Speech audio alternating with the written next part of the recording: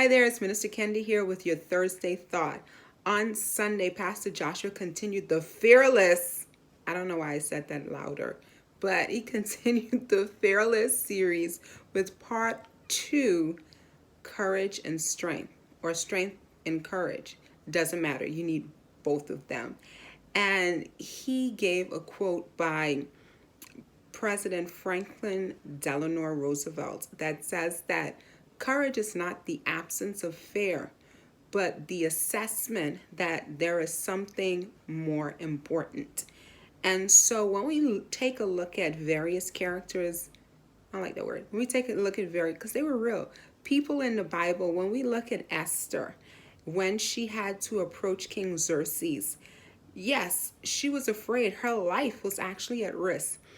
But she made the assessment that the more important thing was her people being saved. And so then she said, well, if I die, I die. I'm going to do what God has chosen me to do because he created me for such a time as this.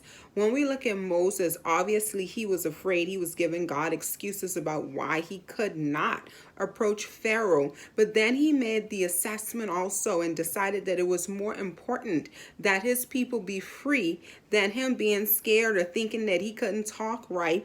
And so he had to take courage.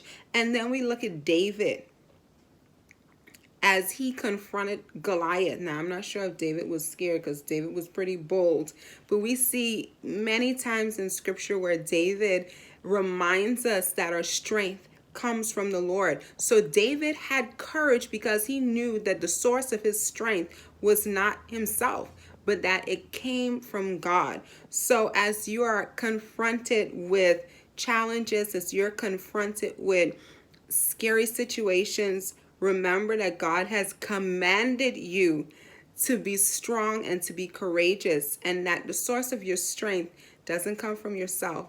It comes from God, because he doesn't just command us to be strong and courageous. He empowers us to be strong and courageous. Have a strong and courageous Thursday.